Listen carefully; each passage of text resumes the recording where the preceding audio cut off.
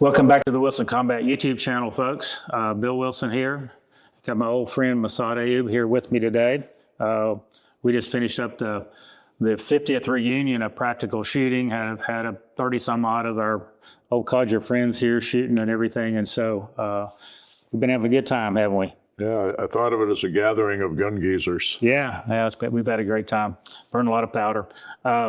Anyway, we're gonna talk about kind of our opinions on whether or not a person is serious about self-defense. You know, whether they're a serious gun carrier or casual gun carrier, and kind of where that line is.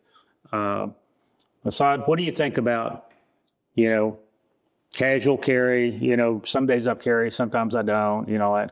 Or people like us and like my wife Joyce said, we care when we get dressed in the morning. Part of getting dressed before we even complete is putting our gun in our holster. What's your opinion there? Well, having debriefed a lot of people over the decades who've needed the gun for self-defense, the first thing is the old saying is true. The first rule of gunfighting is have a gun. If your gun is several steps away or a room away, or you left it in a parked car, you're not an armed citizen anymore. You're an unarmed citizen. You don't have access to it. It's not that tough to carry a pound or two of metal once you've adapted, got it in a good holster. Any more than if you gain 2 pounds tomorrow, you're not going to notice it, and your doctor's not going to notice it, and your tailor's not going to notice it. But once you've made a habit of it, it's going to be kind of like, for those of you watching this who don't carry, I want you to remember back when you were a little kid with your first purse or your first wallet, and you felt like, a giant wallet with a little boy attached, or a giant purse with a little girl attached. And, oh my God, this thing is something I can't afford to lose, or I'll really get in trouble, so I've got to have it here. And after a week or so, you started acclimating to it, and pretty soon it was just a part of life. And then you got to the point where we're at, where if you didn't have it with you, you are consciously aware something I might need is missing. And that's basically where we are. We've become comfortable carrying the guns as part of everyday life. As Bill said, we put it on in the morning, we get dressed, and take it off and keep it where we can reach it when we go to bed at night. And if we don't need it, fine, we didn't want to need it. Yeah, absolutely. And I'm a big believer in, if you're going to carry a gun, like Massad just said, you got to carry it every single day, but you also have to carry it, on body in a holster.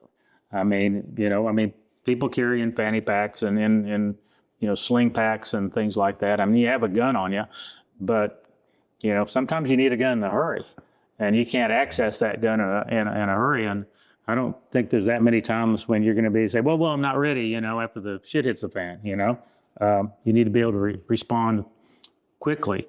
And so I believe it needs to be actually in a good, secure carry holster, and on your body, and in a concealable holster. When you're in an environment where you need to conceal the firearm. We're fortunate here in Texas, between the carry laws and the constitutional carry and all that stuff. And most people around here that carry don't typically conceal, especially in summer when it's so damn hot. And another deal is, there's a big controversy, seem like, about now. There's a lot of discussion on the internet and stuff. Do I need to carry spare ammo, or don't I need to carry spare ammunition and stuff? Well, I noticed in your loadout here, you're carrying 2 spare magazines for your primary, and a five extra rounds for your backup gun. And I carry 1 spare magazine with mine. My opinion, you should always carry at least 1 spare magazine or 1 spare speed loader if you're carrying a revolver or a speed strip, whatever it is. Think about it. How little amount of extra weight is that for you to carry? And if something happens, and you need more BBs, or, heaven forbid, something, your spring broke in your magazine, and now your magazine's not feeding properly.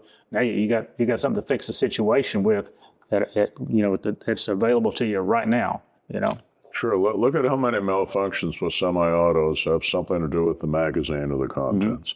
And the only way to fix it is get the bad one out, get a fresh one in, turn the machine back on, and go back to applying what you need to apply. I carry with a single stack, because Bill noted I carry 2 spares. With a double stack, generally on my own time, only 1. But if you look at the history of American police, the armed citizens have often modeled on what the police are doing, because the police are the professionals at dealing with the exact same criminals that the armed citizen has armed themselves to protect themselves from.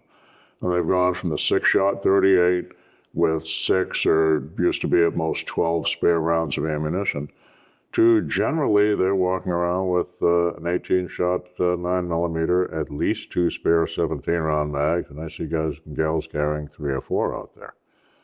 And there's lots of good reasons for that. Crime patterns have changed. Multiple offenders are more common. Bad guys with body armor, bad guys on drugs that can soak up tremendous trauma before they stop fighting. And all of those militate for more ammunition. Yeah.